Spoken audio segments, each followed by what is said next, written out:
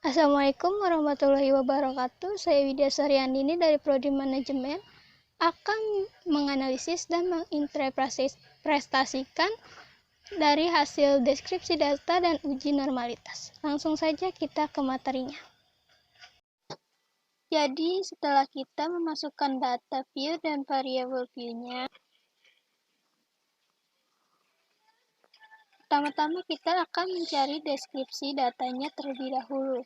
Kita klik analisis, lalu pilih deskriptif statistik, terus frekuensi. Nah, kita klik yang variabel pertamanya motivasi kerja, pindahkan ke sebelah kanan, lalu pilih statistik. Di central tendency dan dispersionnya kita centang semua, lalu continue. Setelah itu kita ke chart, pilih histogram, lalu centang yang show normal curve-nya, lalu continue lagi, terus pencet OK. Tunggu hasilnya. Kalau sudah ada hasilnya, kita balik lagi, lalu pencet seperti tadi, pilih seperti tadi juga. Kita ke variabel yang kedua.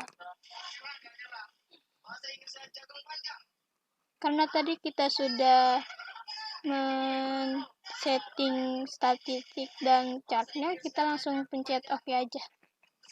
Nah, hasilnya udah keluar. Terus kita balik lagi, kita ke variabel yang ketiga yang terakhir. Sama caranya seperti tadi.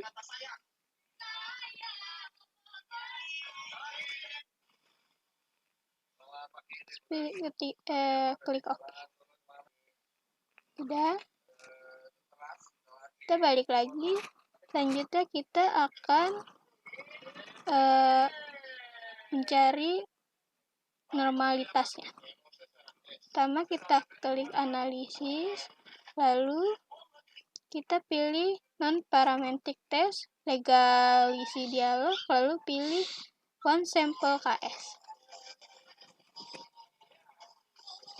Kita masukkan variabel pertamanya dulu ya, yang motivasi kerja, lalu klik OK. Nah, hasil sudah. Lalu balik lagi, kita ke variabel yang kedua, sama seperti tadi, pilih non-parametric test, legalisi dialog, one sample KS. Yang ini kita keluarkan dulu, yang variabel pertama, masukkan variabel kedua yang disiplin kerja, lalu OK. Nah, yang terakhir, variabel ketiga.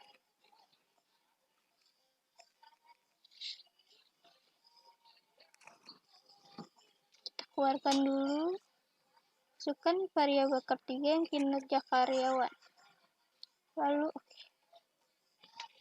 Nah, hasilnya kita sudah dapatkan.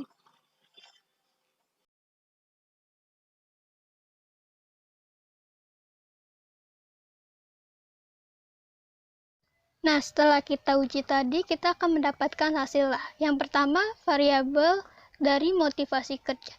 Dari tabel tersebut dapat dideskripsikan untuk variabel motivasi kerja didapat nilai rata-rata 81.740, standar error of minus 1.500, median 86.000, modus 90, standar defisiensi 10.611, variasi 112.604, range-nya 30, skor terendah 62, skor tertinggi 92, dan jumlah keseluruhannya 4.087.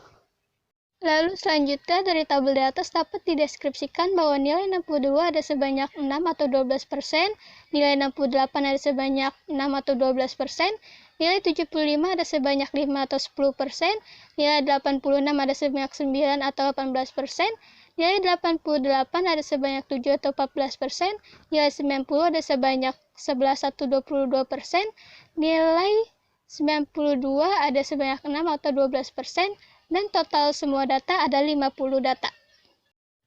Selanjutnya adalah dari variabel disiplin kerja. Dari tabel tersebut dapat dideskripsikan untuk variabel disiplin kerja didapat nilai rata-rata 82.640, standar error of mean-nya 1.226, median 86.000, modus 86, standar defisiasi 8.670, variasi 75.174, range-nya 24, skor terendah 68, skor tertinggi 92, dan jumlah keseluruhannya 4.132.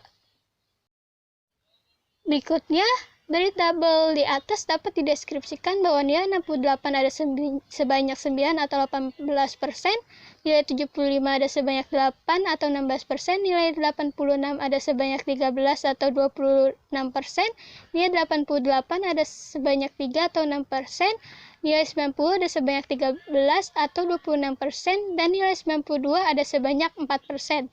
Total semuanya ada 50.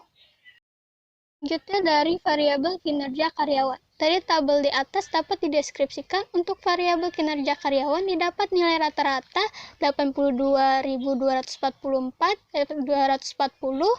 standar error of mean 1.415, median 86.000, modus 86, standar defisiasi 10.011, variasi 100.227, range-nya 30, skor terendah 62, skor tertinggi 92, dan jumlah keseluruhannya 4.112.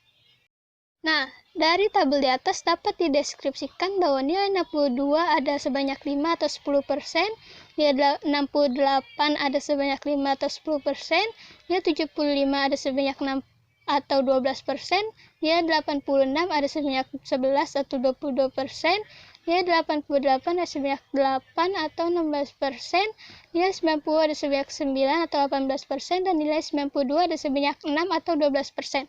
Jumlah semua data ada 50. Selanjutnya kita akan ke hasil dari uji normalitas. Dari tabel pertama yaitu motivasi kerja, dari tabel skor asymmetric to Toilet untuk variabel motivasi kerja sebesar didapat p-value 0,00 lebih kecil dari 0,05. Dengan demikian variabel motivasi kerja berdistribusi tidak normal. Selanjutnya dari hasil disiplin kerja. Dari tabel di atas, skor asymmetric to Toilet untuk variabel disiplin kerja sebesar didapat p-value sama dengan 0,00 lebih kecil dari 0,05. Dengan demikian variabel disiplin kerja berdistribusi tidak normal. Dan yang terakhir dari hasil variabel kinerja karyawan. Dari tabel di atas, skor asymmetric to Toilet untuk variabel kinerja karyawan sebesar didapat p-value 0,00 lebih kecil dari 0,05. Dengan demikian variabel kinerja karyawan berdistribusi tidak normal. Sekian yang bisa saya sampaikan. Wassalamualaikum warahmatullahi wabarakatuh.